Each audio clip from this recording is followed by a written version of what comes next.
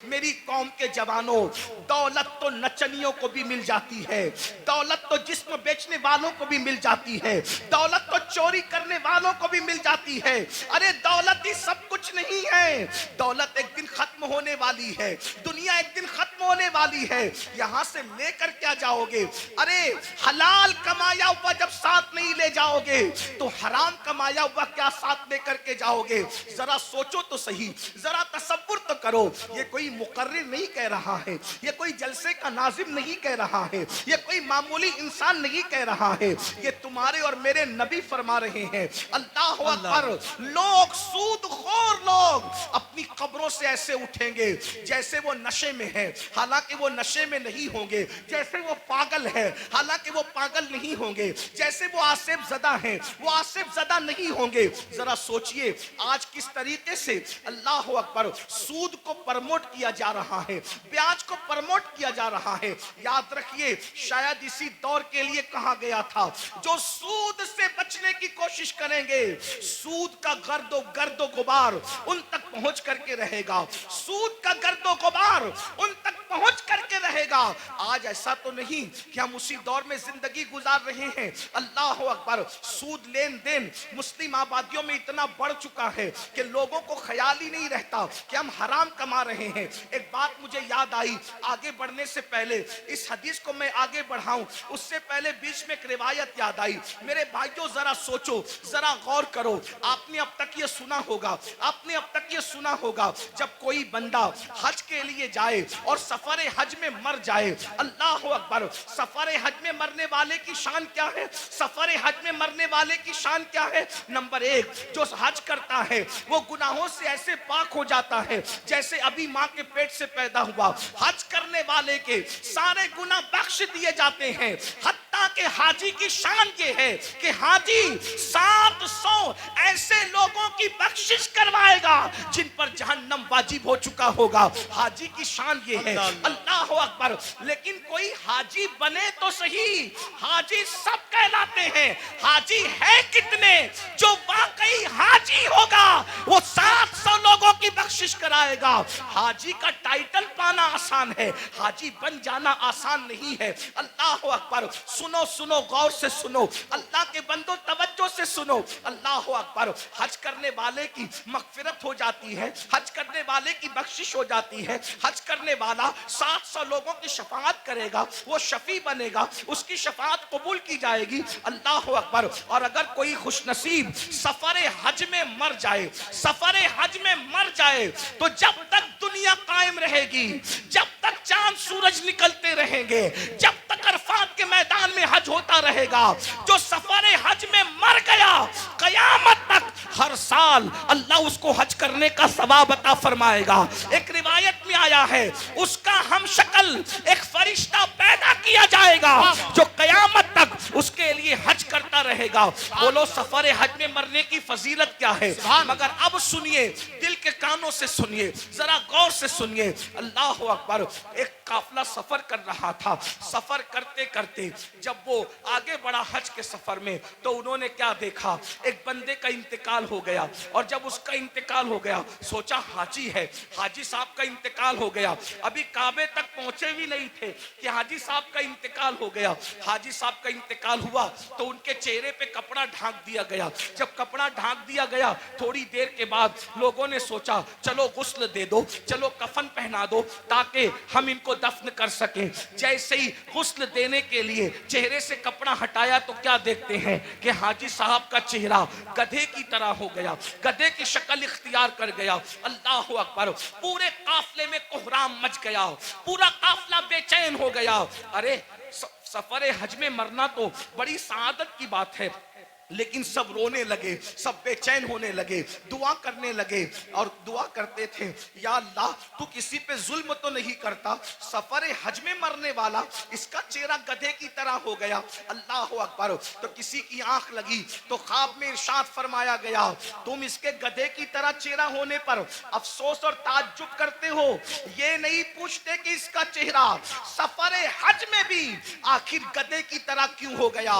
جب پوچھا گیا تو بتایا بتایا گیا یہ سود کے پیسے سے حج پہ آیا تھا اور یہ سود کا کاروبار کرتا تھا، اس لیے بطور عبرت اس کی شکل کو گدھے کی طرح کر دی گئی۔ میرے پیارے آقا علیہ الصلوۃ والتسلیم کے پیارے دیوانوں، دنیا دنیا دنیا کی محبت، دنیا کا مال، قرآن کہتا ہے الہاکم التکاثر حتی زرتم المقابر، ہلاک کر دیا تم کو مال کی محبت نے، یہاں تک کہ تم قبروں کے گڑھوں تک پہنچ گئے۔ مال کی محبت سے نکلو، مال کمانا برا نہیں ہے لیکن مال کی محبت میں مذہب و مسلک کا سودا کرنا برا ہے، آخرت کو فروخت کرنا برا ہے۔ یاد رکھیے یہ دنیا ہے۔ ایک بات میں آپ سے کہتا ہوں، آپ بہت اچھے سے سن رہے ہیں، 99% لوگ اچھے سے سن رہے ہیں، 1% لوگ اگر گڑبڑ کر رہے ہیں، یہ میں ان کے ایمان اور عقیدے پہ چھوڑتا ہوں، کیونکہ کچھ لوگ ایسے ہوتے ہیں جو اپنے وجود کے ہونے کی گواہی میں چلم چاٹ کرتے ہیں، انہیں کرنے دیجئے۔ میری توجہ 1% لوگوں کی طرف نہیں، میری توجہ ان 99% خوش نصیبوں کی طرف ہے جو اپنی آخرت کو بہتر بنانے کے لیے یہاں بیٹھے ہیں، جو اللہ کی رضا کے لیے یہاں بیٹھے ہیں۔ 1% لوگوں میں چاہے زمین پہ بیٹھے لوگ ہوں چاہے منبر پہ بیٹھے لوگ ہوں، جو گڑبڑ کرے ان کو کرنے دیجئے۔ آپ سنیے، اب اس 1% میں سے بھی 50% اس میں سے بھی ادھر آ گئے ہیں اور ماشاءاللہ سب سن رہے ہیں، آدھا % اس میں سے اب لوگ اگر کچھ ہیں ان کو کرنے دے وہ جو کر رہے ہیں، لیکن غور سے سنیے، ایک بات آپ سے کہتا ہوں، ہم جھوٹ بول کے مال کما لیں، ہم سود کے ذریعے مال کما لیں، ہم چوری کے ذریعے مال کما لیں، کسی ذریعے مال کما لیں، تھوڑا ذرا غور کیجئے، اگر ہم پیور حلال کے ذریعے بھی مال کمائیں تو مجھے بتائیے مال کس سے وفا کرتا ہے؟ جو ہم سے وفا کرے گا۔ ایک بات یاد رکھنا، مال ضرور کماؤ مگر مال کے چکر میں اللہ کو مت بھولو، یہی تو فرعونیت ہے۔ دیکھو مالدار فرعون بھی ہے، مالدار عثمان غنی بھی ہے، مالدار نمرود بھی ہے، مالدار سلیمان علیہ السلام بھی ہے، مالدار جو ہے وہ قارون بھی ہے اور مالدار ذوالقرنین بھی ہے، لیکن فرق کیا ہے؟ دونوں مالداروں کی مذمت نہیں ہے۔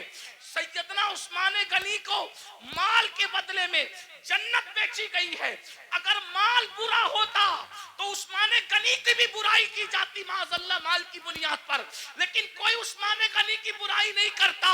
اللہ اکبر، قارون کی برائی ہوتی ہے، عثمان کی برائی نہیں ہوتی۔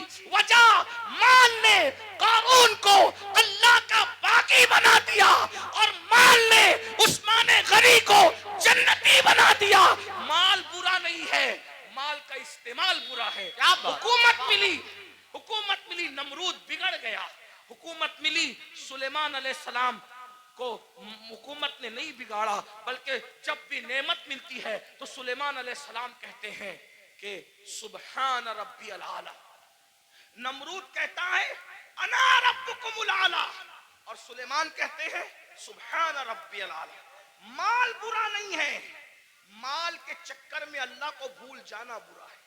اب آپ سے پوچھتا ہوں کتنے ہی مالدار ہیں ہم، تھوڑا غور، منبر والے بھی غور،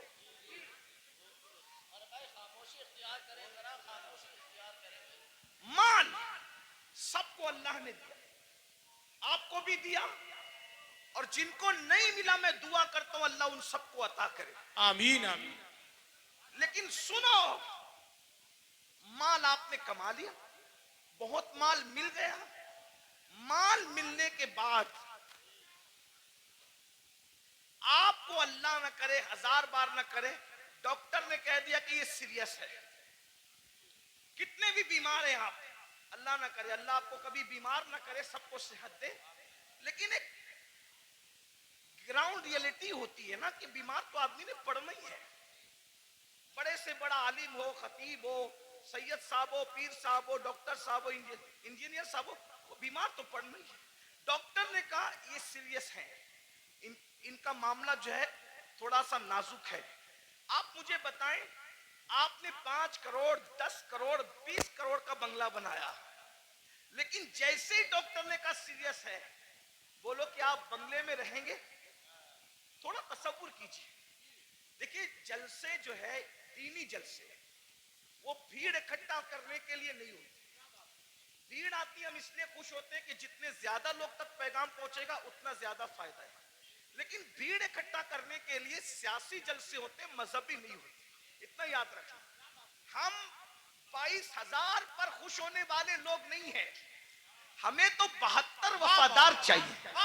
سبحان اللہ سبحان اللہ. واہ واہ واہ. کربلا میں ایک طرف 22,000 گنڈے تھے اور ایک طرف 72 وفادار. سبحان اللہ سبحان. 22,000 کا نام نہیں ملتا، توجہ، 22,000 کا نام نہیں ملتا اور 72 کا نام مٹتا نہیں.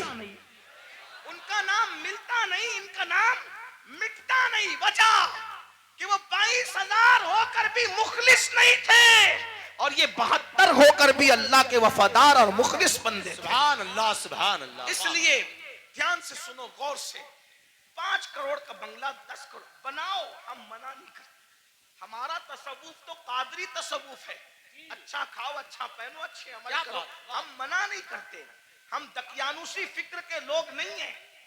ہم لوگ ایسا نہیں کہتے کہ جو جتنا دھارمک ہوگا وہ اتنا شادیوں سے دور ہوگا. نہ، مذہبی بن کر بلکہ مذہبی بننے کا ڈھونگ رچا کر شادی نہ کرنا اور پھر سفید داڑھی ہونے کے بعد ریپ کیس میں جیل میں پڑے رہنا، یہ کون سی مذہبیت ہے؟ یہ کون سی مذہبیت؟ ہمارا مذہب تو یہ، جب مذہب کی جان محمد الرسول اللہ نکاح کرتے ہیں تو نکاح کرنا یہ مذہب کے خلاف نہیں ہے، بلکہ نکاح کرنا یہ تو مذہب کا حصہ ہے. اللہ سبحان اللہ سبحان اللہ. اپنا مذہب اتنا عظیم مذہب ہے، انجوائے کے سارے رستے بتاتا ہے، بس یہ کہتا ہے حرام نہ کرنا. جیسے توجہ کریں، دوسرے لوگوں کا حال، دوسروں سے مراد کوئی ٹارگٹ پہ نہیں ہے، لیکن آپ ڈھونڈے گوگل پہ وہ دوسرے کون ہیں، تھوڑا آپ بھی اپنی ذمہ داری نبھائیں. ایسا نہیں کہ انٹرنیٹ پر صرف فلمیں ہی دیکھیں، انٹرنیٹ پہ ذرا ایسے لوگوں کو بھی تو سرچ کرو جن کو لوگ ڈھونڈ رہے ہیں. کچھ لوگ کہتے ہیں مذہبی ہیں اس لیے سیر نہیں کر سکتے، گھوم پھر نہیں سکتے. میں نے وہ کہا وہ کسی کا فرسودہ مذہب ہوگا جس میں سیر نہیں کر سکتے. میرا مذہب کہتا ہے سیروا فی الارض، زمین کی سیر کرو. بلکہ سیر بھی ہمارے یہاں سنت ہے. کیوں؟ اس لیے کہ جب ہمارا نبی سیر کرتا ہے، توجہ، ہمارا نبی سیر کرتا ہے، اور کیسی سیر جس کی سیر کو قرآن یوں بیان کرتا ہے، سبحان الذی اسری بعبدہ لیلا من المسجد الحرام الی المسجد الاقصی الذی بارکنا حولہ لنریہ من آیاتنا انہ هو السمیع البصیر. اللہ اکبر. جب نبی نے سیر کی ہے تو امتی سیر کیوں نہ کرے؟ لیکن سیر بتا دی گئی. جی، جب سیر کرنے جاؤ تو پاپ نہ کرو. کیا بات. واہ واہ واہ واہ واہ. بہت اچھا حضرت. سیر کرنے جاؤ تو شراب نہ پیو. سبحان اللہ. سیر کرنے جاؤ تو عورتوں پر پاپ کی نظریں نہ ڈالو. ہم بھی سیر کرتے ہیں، رسول اللہ نے بھی سیر کی. جب حضور پہنچے مسجد اقصی تو اللہ نے ان کی مہمانی کی. ماشاءاللہ. حضور کے سامنے 2 چیزیں آئی، الگ الگ روایت ہے، موقع کی مناسبت سے 2 چیزیں پڑھ رہا ہوں، 3 کا بھی ذکر ہے. حضور کے سامنے 2 چیزیں آئی، شراب بھی رکھا گیا، دودھ بھی رکھا گیا. توجہ، جی. سیر ہے، سیر میں اللہ کی طرف سے بطور امتحان شراب بھی رکھا گیا، دودھ بھی رکھا گیا. دونوں میں سے جو چاہو پیو. اس لیے کہ آدمی جب سیر کے لیے نکلتا ہے تو اپنی موج میں ہوتا ہے. آدمی جب حضور کے لیے نہیں کہہ رہا ہوں، میں جنرل بات کر رہا ہوں، سیر کے لیے نکلتا ہے اپنی کیفیت میں ہوتا ہے، سیر کے لیے نکلتا ہے اپنے انداز میں ہوتا ہے. سیر میں اچھے اچھوں کو پہچان سکتے ہو کہ کون کتنا متقی ہے. عام سفر میں پہچان میں آ جاتے ہیں تو سیر میں تو اور پہچان میں آتے ہیں. جب حضور کے سامنے رکھا گیا دودھ اور شراب، حضور نے شراب نہیں پیا، حضور نے دودھ پیا. حضور نے دودھ پیا. جبریل نے کہا حضور آپ نے اچھا کیا، شراب نہیں پیا. اگر شراب پی لیتے تو آپ کی پوری امت گمراہ ہو جاتی. اس سیر میں نبی نے شراب نہیں پیا، دودھ پیا. بتا دیا میرے امتیوں، ہم سیر کے لیے نکلے، شراب چھوڑ کر دودھ پیا. تم بھی نکلنا، شراب کو ہاتھ مت لگانا. دودھ پیو تو جائز ہے، شراب پینے کی اجازت نہیں ہے. حضور نے نعرہ تکبیر، نعرہ رسالت، مسلک اعلی حضرت جامعہ عربیہ مدینۃ العلوم جشن دستار بندی. واہ واہ واہ سبحان. سیر کرنے کے لیے گوا جاؤ، منع نہیں ہے. سمندر دیکھنا، دائیں بائیں نہیں دیکھنا. یہ بھی ہمارے نبی کی سیر میں حضور جا رہے تھے مسجد اقصی، حضور جا رہے تھے مسجد اقصی. ایک نے کہا میری طرف دیکھیں. میں بطور مفہوم پیش کر رہا ہوں، علماء جان رہے میں کہاں سے پڑھ رہا ہوں. میری طرف دیکھیں، حضور نے نہیں دیکھا. دوسرے نے کہا میری طرف دیکھیں، حضور نے نہیں دیکھا. تیسرے نے کہا میری طرف دیکھیں، نہیں دیکھا.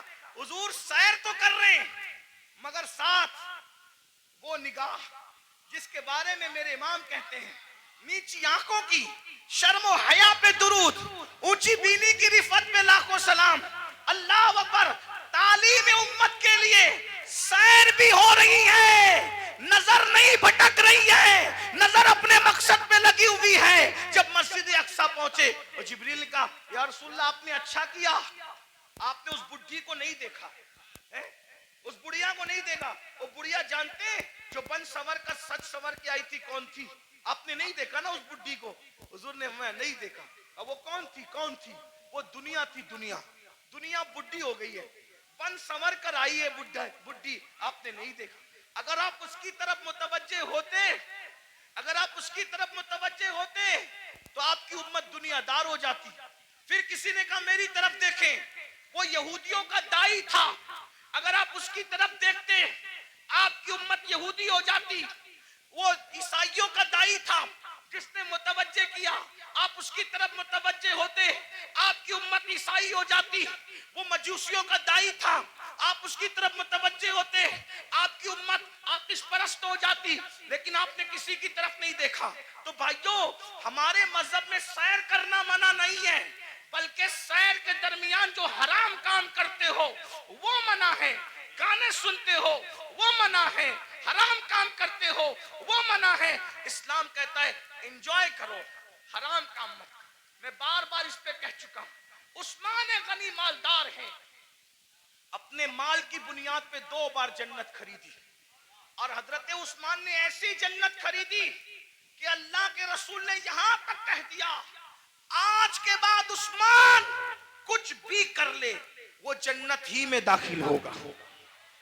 اللہ اللہ سبحان اللہ سبحان. یہ مال کی برکت ہے. تو مال اگر مسجد میں دو سبحان اللہ، مدرسے میں دو سبحان اللہ، ماں باپ پہ خرچ کرو سبحان اللہ، بھائی بہنوں پہ خرچ کرو سبحان اللہ، غریب یتیم مسکینوں پہ خرچ کرو سبحان اللہ. لیکن اگر مال کی وجہ سے اللہ کو بھول جاؤ، فرعونی سوچ ہو، نمرودی سوچ ہو، قارونی سوچ ہو. اب تھوڑا غور کرو، میں جو کہہ رہا تھا ماحول بن چکا، تھوڑا سن، اچھا ماحول بن گیا، تھوڑا سننے کا ماحول بن گیا. ہاں، ایک تقریر کے بعد ہمارے بھائی حضرت علامہ زاہد حسین صاحب کہہ رہے تھے کہ تیرا ہی حوصلہ ہے کہ اتنی چیخ چلاٹ میں تو بولتا ہے. تو میں نے کہا میں کیا بولوں، اس لیے کہ میں تو ایک ہی کے لیے بولتا ہوں. مجمع سینکڑوں کا ہو، ہزاروں کا ہو، اور شکر کے طور پہ لاکھوں کے مجمع میں بھی میں نے بولا ہے، بولتا ہوں، لیکن بولتا ہوں ایک ہی کے لیے، بس ایک ہی کے لیے. تم کتنا ہی شور کر لو، اس ایک تک میری آواز پہنچنے سے کوئی نہیں روک سکتا. اور وہ ایک ہے میرا اللہ، اور وہ ایک ہے اس ایک کا ایک گنبد خضرا کا مکی. جو پیا کو بھائے اختر وہ سہانا راگ ہے، جو پیا کو بھائے اختر وہ سہانا راگ ہے، جس سے ناخوش ہے پیا وہ راگنی اچھی نہیں. راگنی اچھی نہیں. آپ کتنا بھی چلائیں، ڈسٹرب کریں، میں ڈسٹرب نہیں ہوں گا، کیونکہ میری توجہ اس ایک کی اور اس ایک کے ایک کی طرف ہے نا. لیکن اگر آپ کی توجہ بھی ہو جائے تو آپ کے ساتھ میری بھی بگڑی اور میرے ساتھ آپ کی بگڑی بن جائے گی. اور میں خوش ہوں، مراد آباد کے گرد و جوانب میں لوگ بہت اچھا سنتے ہیں، اچھا جمع ہوتے ہیں. اس میں ہمارا کمال نہیں ہے، اس میں حضور صدر الافاضل فخر الاماثل علامہ سید نعیم الدین مراد آبادی کی محنتوں کا نتیجہ ہے. حضرت علامہ مفتی اجمل سنبلی رحمت اللہ علیہ کی کاوشوں کا نتیجہ ہے. سید کفایت علی کافی مراد آبادی کی محنتوں کا نتیجہ ہے. اسلاف نے محنت کی ہے, ان کے لگائے ہوئے پودوں کو ہم پانی دینے کے لیے آتے ہیں, اس سے زیادہ ہماری اوقات نہیں ہے. اگر اسلاف نے پودے نہ لگائے ہوتے تو ہم کبھی بھی ان پودوں کو پانی دینے کا شرف حاصل نہیں کرتے.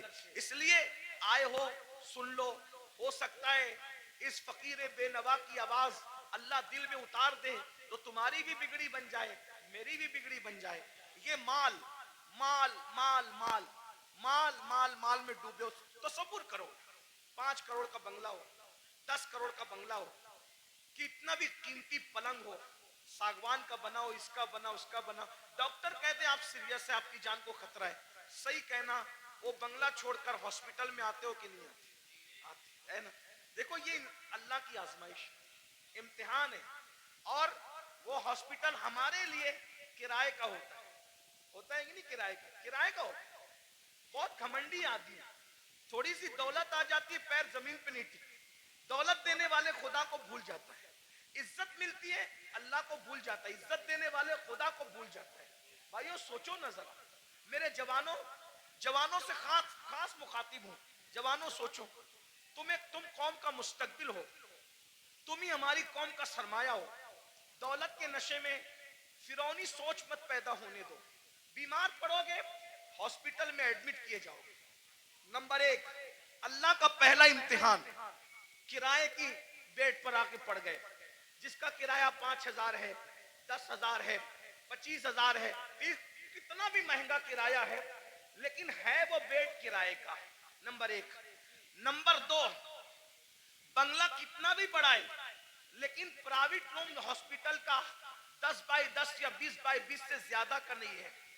نمبر 3, کتنے بھی قیمتی کپڑے ہوں, سارے قیمتی کپڑے اتار لیے جاتے ہیں اور ہاسپٹل کے معمولی سے سستے کپڑے پہنا دیے جاتے ہیں. یہی ہے. اب اگر صحت حاصل کر کے گھر پہنچ گئے تو سبحان اللہ, ورنہ اگر مرے تو کن کپڑوں میں, کس پر گھمنڈ کر رہے ہو, کس پر اترا رہے ہو. یہی مال ہے نا جو مسجد میں جانے نہیں دیتا. دکان کا شٹر بند کر کے نماز کے لیے مسجد میں جاؤں گا تو کتنے کسٹمر چلے جائیں گے. ظالم سوچ, یہ مال کی حیثیت. مال سے بڑا بے وفا کوئی ہے, مال سے بڑا غدار کوئی ہے, اور تو اس مال سے دل لگایا جو مال نے بیماری میں بھی تیرے کام نہ آیا. اس محل سے دل لگایا جس نے بیماری میں بھی تجھے گھر سے بے گھر کر دیا. ہاسپٹل کے کپڑوں میں تو مرا, ہاسپٹل کی 4 دیواری میں تو نے آخری سانسیں لی. یہ تیرے مال کی اوقات ہے. ارے کاش تو مال بھی کماتا, لیکن مال میں تو اللہ کو نہیں بھولتا, گھمنڈ نہیں کرتا. مال کماتا, زکات دیتا, مال کماتا, نماز پڑھتا, مال کماتا, غریبوں کی مدد کرتا, مال کماتا, حج عمرہ کرتا, مال کماتا, لوگوں کو, کمزوروں کو مضبوط بنانے کی کوشش کرتا. لیکن افسوس, اس مال نے میری قوم کے جوانوں کو گھمنڈی کر دیا. ان بھائیوں کو آگے بڑھنے سے پہلے ایک بات کرتا ہوں, 2 باتیں کر کے بات ختم کر لوں گا. بس 2 باتیں, آخری کی 2 باتیں, ایک اور ایک سنیں. ایک بار بادشاہ ہارون رشید حج کے لیے نکلا. ہارون رشید بادشاہ حج کے لیے نکلا. نہ ادھر ادھر کی تو بات کر, یہ بتا کہ قافلہ کیوں لٹا. مجھے رہزنوں سے غرض نہیں, تیری رہبری کا سوال. پہلے ممبر ہی ممبر پہ بیٹھنا سیکھ لے تو اپنی اوقات سے بڑھ کے کچھ نہیں کہوں گا, لیکن بہت دکھ کی بات ہے. ممبر والے ممبر پہ بیٹھنا سیکھ لے. بس ممبر پہ تو اب ہر آدمی کو آپ گھسا کر لاتے ہیں, معیار بھی ممبر کا ختم. ہمارے دادا مرشد حضور مفتی اعظمین کے دور میں مجال تھی کوئی عوام میں سے پبلک پہ چڑھتی, ممبر پہ چڑھتی نہیں. حضور مجاہد ملت کے دور میں مجال تھی, کوئی ممبر پہ نہیں. یہاں تو حال یہ ہے کہ بس کوئی معیار ہی نہیں.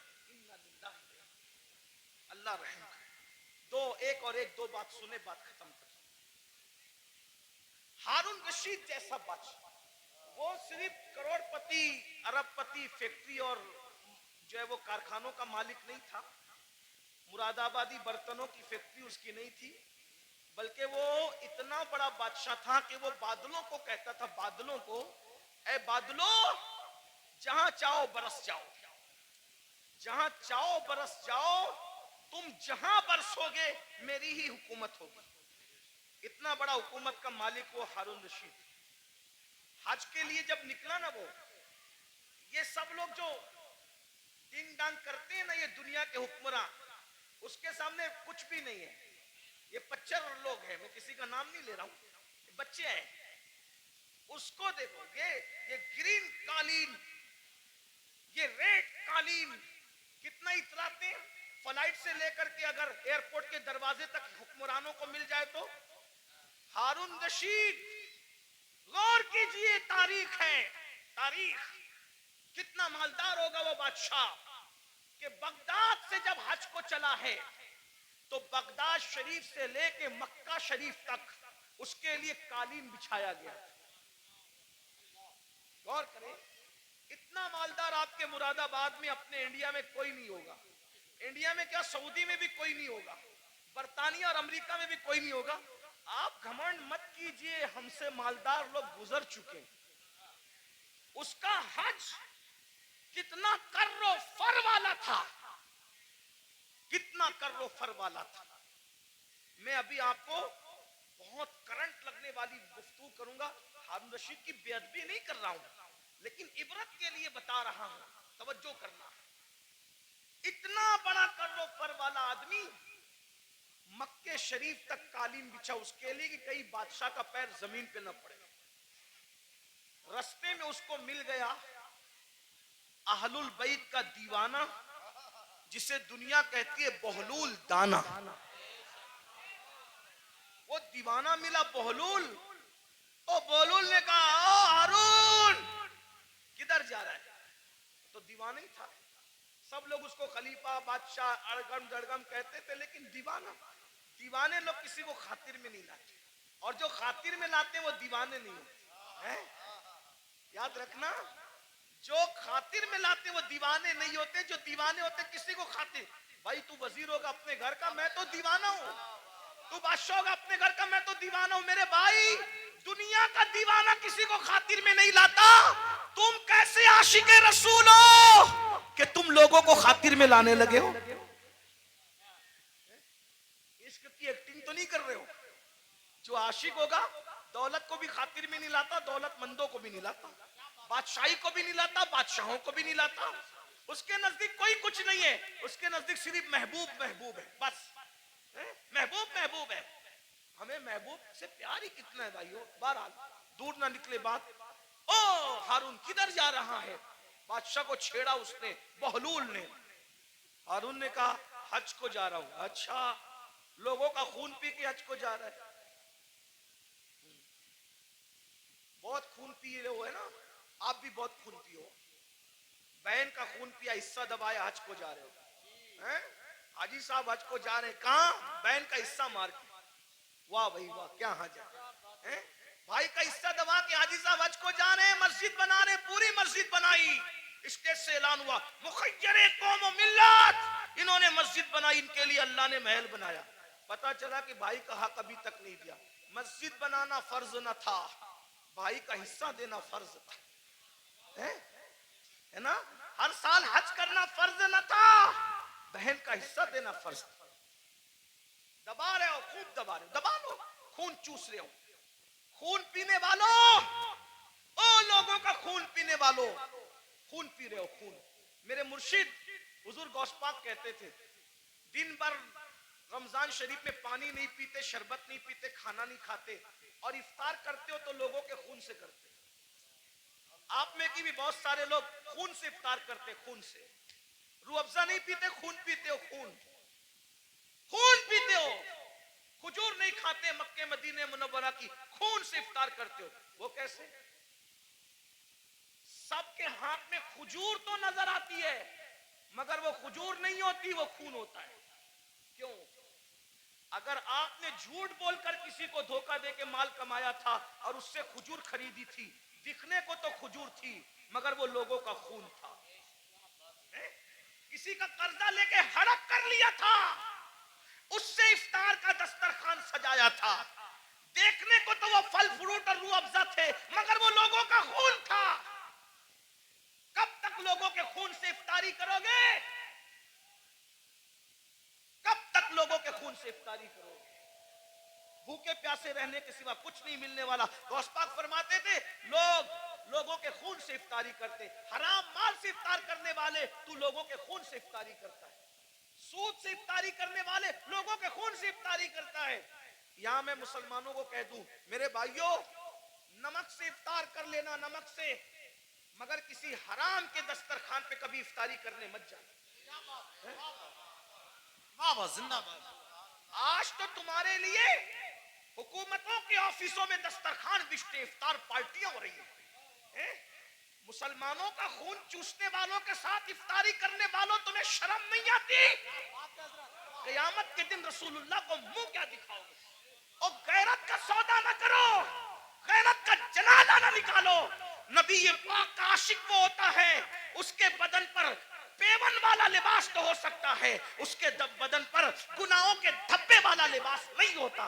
गैरत सीखो, गैरत। इकबाल ने कहा था, ऐ ताहिरे लाहौती, उस रिस्क से मौत अच्छी जिस रिस्क से आती हो परवाज में पहुंचाए। क्या बात हजरत, जिंदाबाद जिंदाबाद, वाह वाह वाह। बहरहाल हारून से बहलूल ने कहा, मैं बहलूल की बात नकल कर रहा हूं, हारून की कोई तौहीन नहीं करो। अगर कोई हारून का चाहने वाला हो तो प्लीज वो मेरे ऊपर कोई इल्जाम नहीं।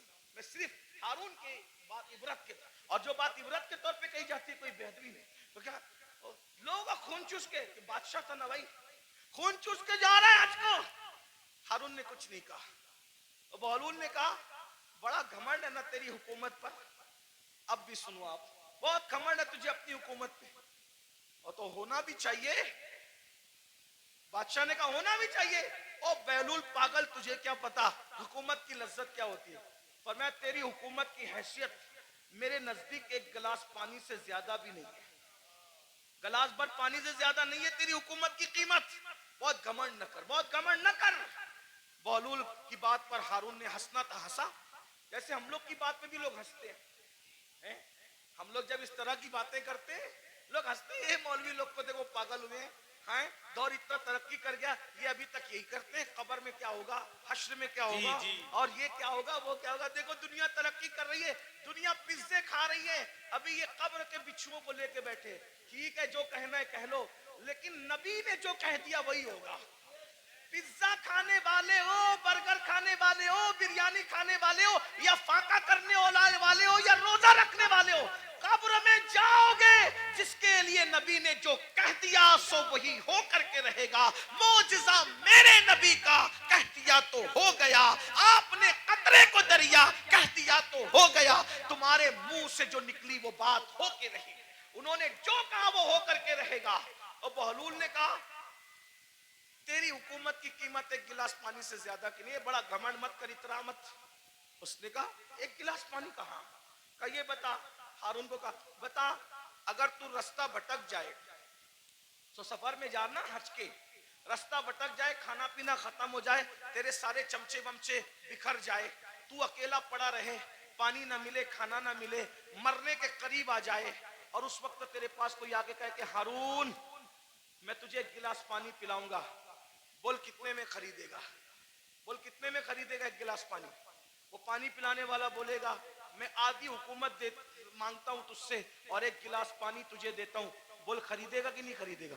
हारून ने कहा, ओ पगले बहलूल, जान है तो जहान है, अगर मर गया तो कहां हुकूमत में रहेगी और क्या क्या रहेगा? तो मैं एक गिलास पानी को आधी हुकूमत दे के खरीद लूंगा, क्योंकि भाई आधी दे के खरीदा, आधी तो बची, आधी से तो लुत्फ उठाऊंगा। का वो गिलास भर पानी पिया ही था कि पेशाब लगी आधे घंटे, 2 घंटे के बाद, और पेशाब लगी, अब पेशाब निकल नहीं है बाहर, लगी तो है, प्रेशर तो आ रहा है, बाहर निकलती नहीं पेशाब। ऐसे में कोई आकर कहे मैं ऐसा नुस्खा जानता हूं, अगर वो चुटकी तुझे खिला दूं तो अभी पेशाब हो, लेकिन वो नुस्खा जो चुटकी भर खिला करके तुझे पेशाब करवाना है, आधी हुकूमत देगा तो मैं वो नुस्खा तुझे दूंगा, वरना नहीं दूंगा। बोल पेशाब करने के लिए वो आधी हुकूमत दे के नुस्खा लेगा कि नहीं लेगा? कहा बिल्कुल लूंगा, क्योंकि जान है तो जान है, इसलिए कि हुकूमत ना रहेगी जिंदगी तो रहेगी।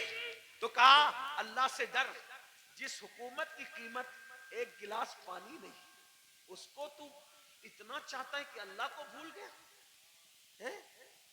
بتاؤ ہارون رشید کی قبر پر کتنے لوگ جاتے ہیں فاتحہ کرنے؟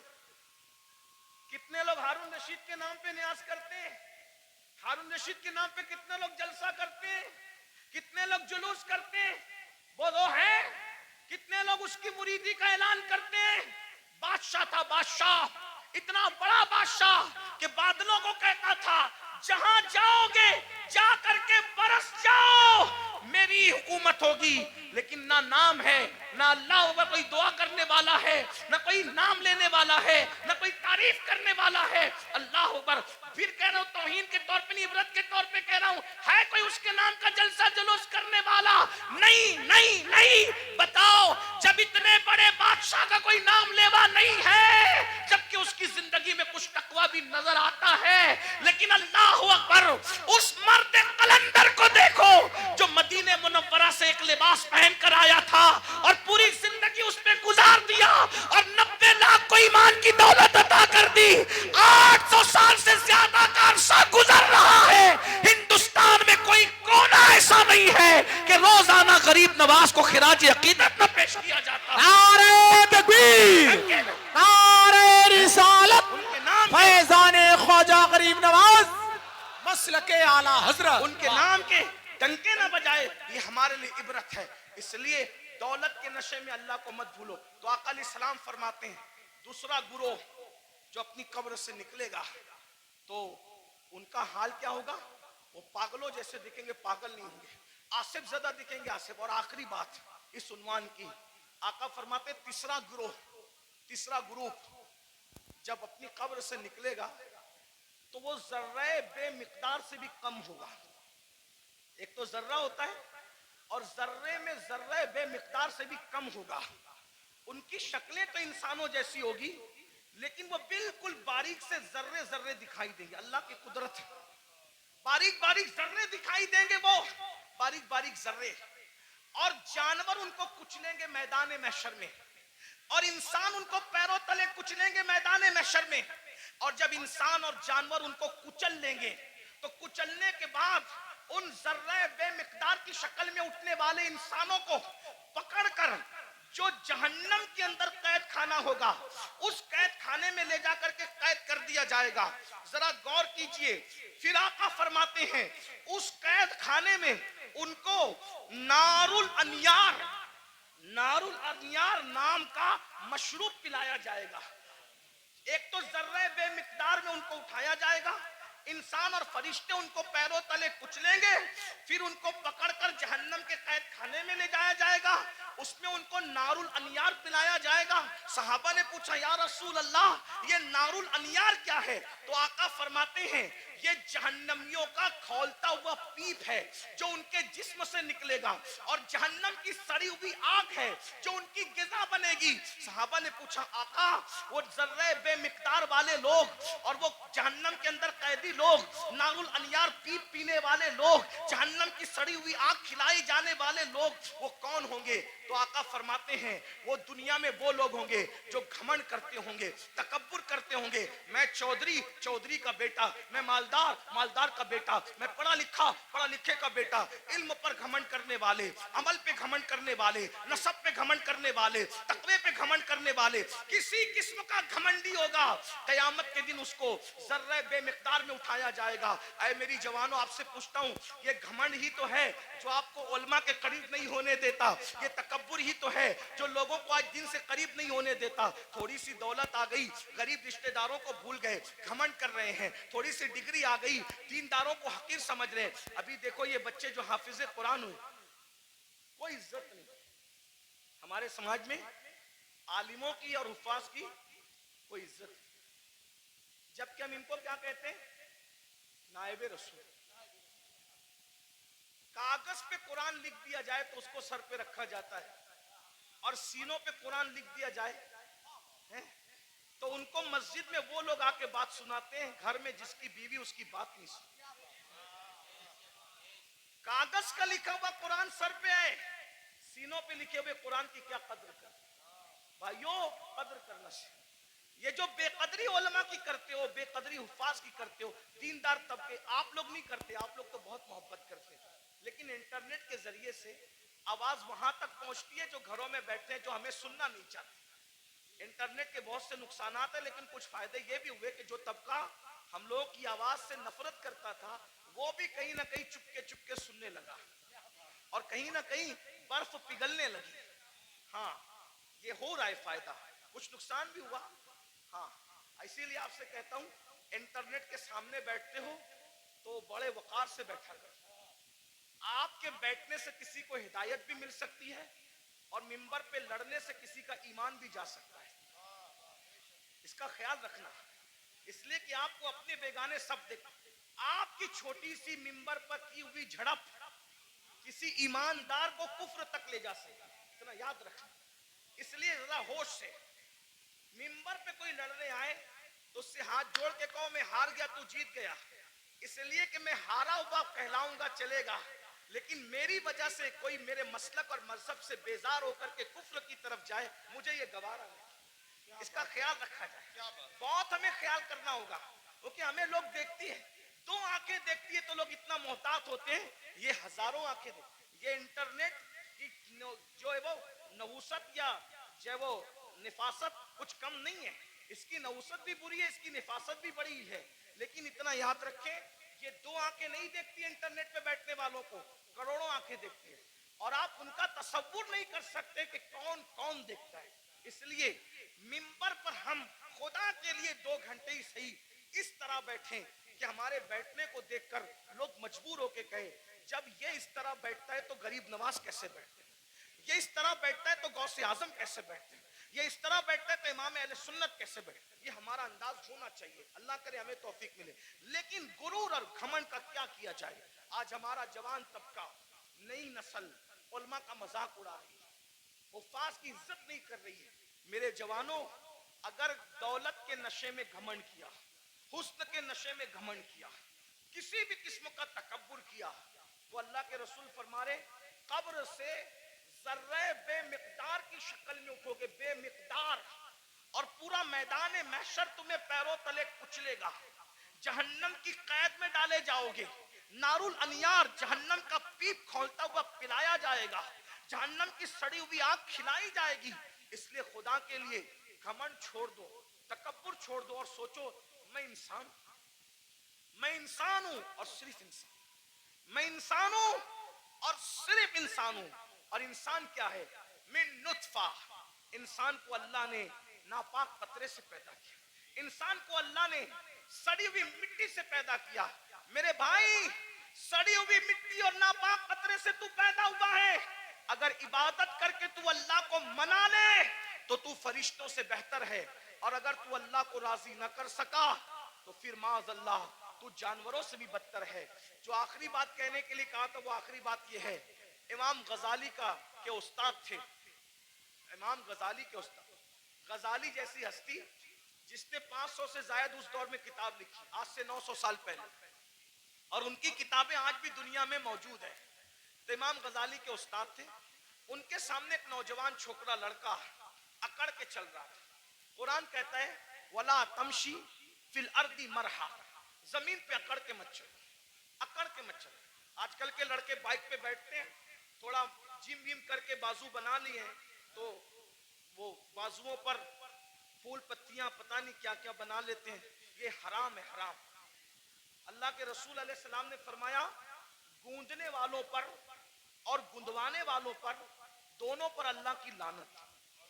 ہاں، یہ گوندنے گندانے کا سلسلہ پہلے اسلام کے دشمن لوگ کرتے تھے، ہمارا کام نہیں ہے، گوندنا گندوانا ہمارا کام نہیں، ہمارے بازوؤں پر نشان نہیں ہوتے، ہمارے چہروں پر سجدوں کے نشان ہوتے ہیں، اور وہ بھی کالے نشان نہیں، انوار کے نشان ہوتے ہیں، چمک ہوتی ہے، سیماہم فی وجوہہم من اثر السجود، چہرے چمکتے ہیں۔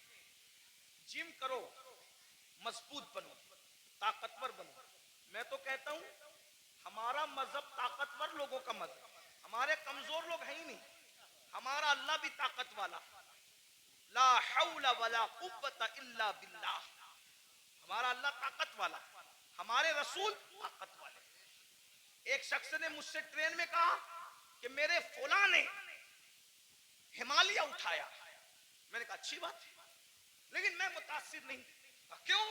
میں نے کہا میرے نبی نے صرف ہمالیہ نہیں، پوری کائنات کا بار اٹھا رکھا ہے، اور میرے امام کہتے ہیں جس کو بارے دو عالم کی پرواہ نہیں، ایسے بازو کی قوت پہ لاکھوں سلام۔ اندازہ کر ان کی انگلی کے اشارے کا، جبل ابو قبیس پہ کھڑے ہو کر اشارہ کرتے ہیں تو چاند ٹکڑے ہو جاتا ہے۔ جس کے اشارے کی اتنی قوت ہے، اس کی انگلی کی کتنی قوت ہوگی؟ انگلی کی اتنی قوت ہے تو پنجوں میں کتنی قوت ہوگی؟ اور جب پنجوں میں اتنی قوت ہے تو بازوؤں میں کتنی قوت ہوگی؟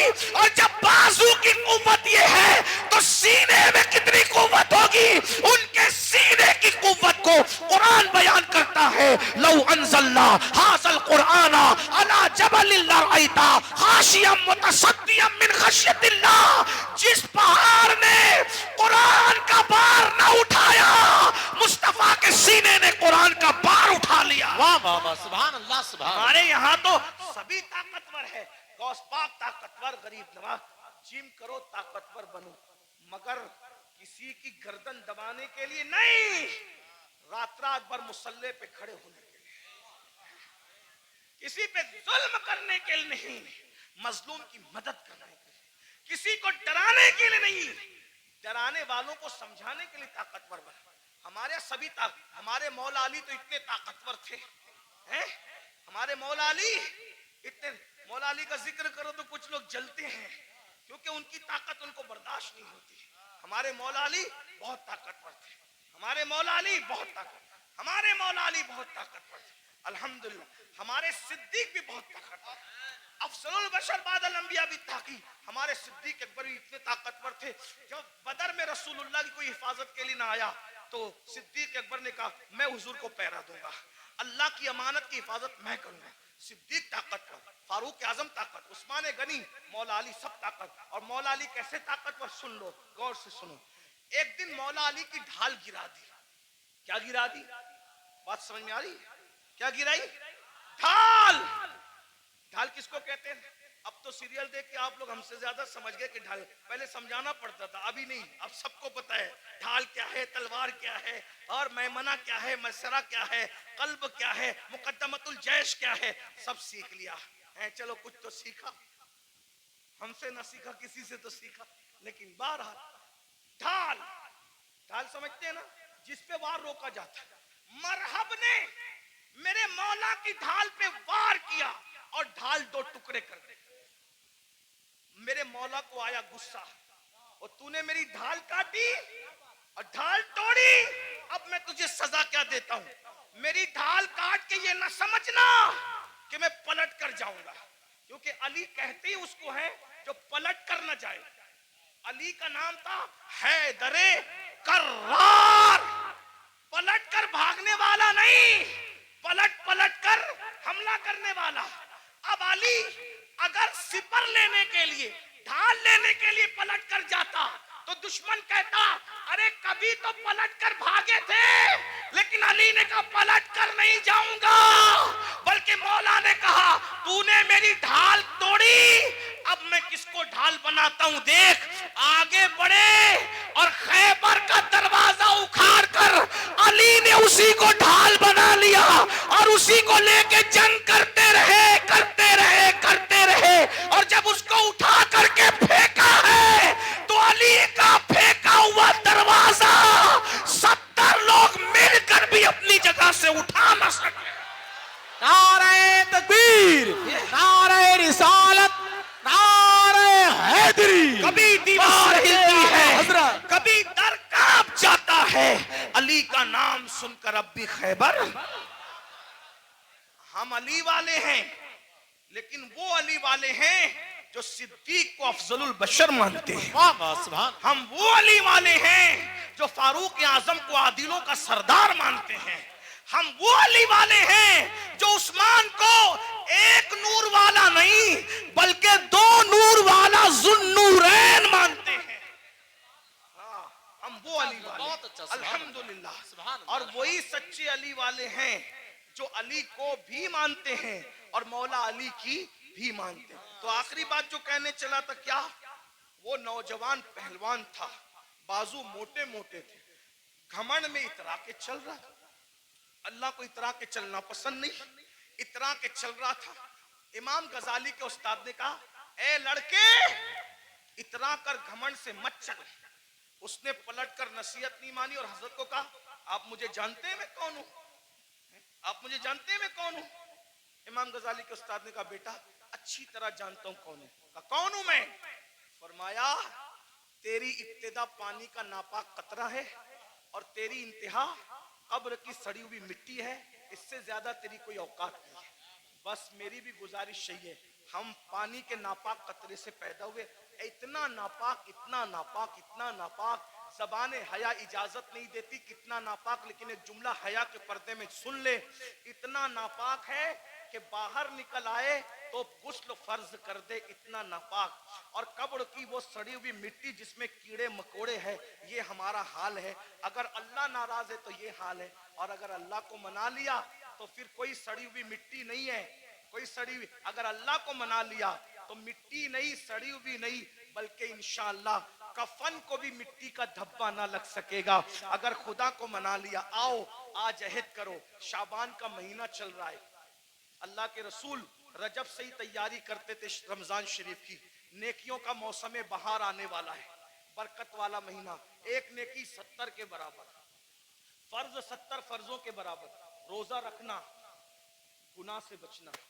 ایک بات یہ بھی بتا دوں, جو رمضان شریف میں گناہ کرتا ہے, اللہ کے رسول فرماتے ہیں کہ اللہ اس کے 1 سال کی نیکیوں کو برباد کر دیتا ہے.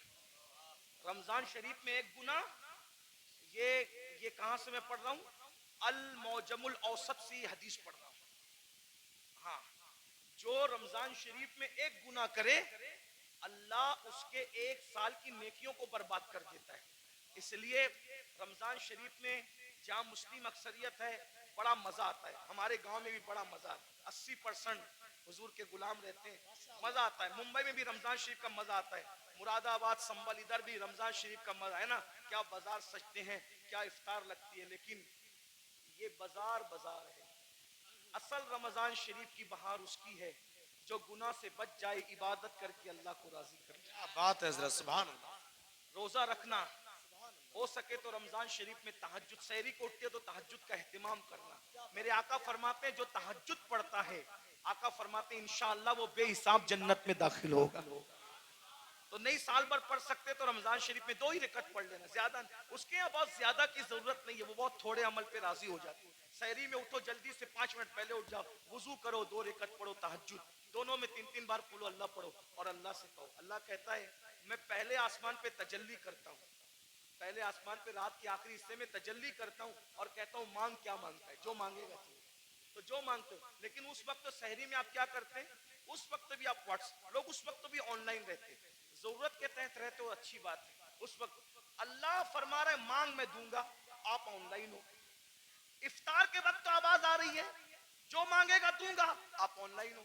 رمضان شریف کا فائدہ اٹھا, 1 بار درود شریف پڑھو, 70 بار درود کا ثواب. رمضان شریف کے لیے تیاری, ابھی سے توبہ کرو, استغفار کرو. آج سے پہلے جو ہوا, جو گناہ ہوئے, سب سے معافی مانگو, توبہ کرو اور نماز کے پابند بنو. سوچ یہ طے کر لو, آج کون سی تاریخ ہے شعبان کی, 4 تاریخ ہے نا, 4 گزری. یہ 4 کیا ہے پتہ ہے تمہیں, یہ 4 شعبان تمہارے اور میرے امام ہیں, امام حسین کی ولادت کی تاریخ ہے. سبحان اللہ, سبحان اللہ. مولود حسین پاک کا دن گزرا آج, میلاد حسین, سیدہ کے آنگن میں جو دوسرا پھول کھلا تھا. غور کیجئے. تو آج سے یہ عہد کر لو کہ میں نماز کی پابندی کروں, لیکن نماز پڑھوں گا تو کس کے پیچھے, جس کا عقیدہ میرے عقیدے کی طرح ہو اس کے پیچھے نماز. یعنی میں نبی کو زندہ مانتا ہوں تو مجھے امام بھی وہی چاہیے جو نبی کو زندہ مانتا ہے.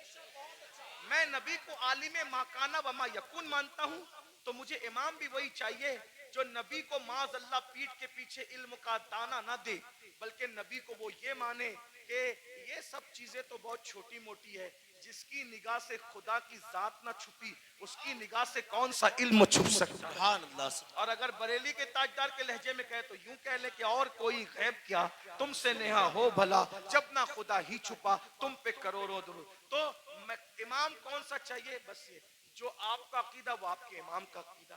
بس آخری بات کہہ دوں، لوگ کیا کرتے ہیں، میں تو نبی کو زندہ مانتا ہوں، میں تو نبی کو حاضر و ناظر مانتا ہوں، میں تو نبی کو افضل الرسل مانتا ہوں، میں تو نبی کو خیر البشر مانتا ہوں، لیکن میں نے ہر کسی کے پیچھے نماز پڑھ لینا. میں نے کہا بھائی جس موکل کا وکیل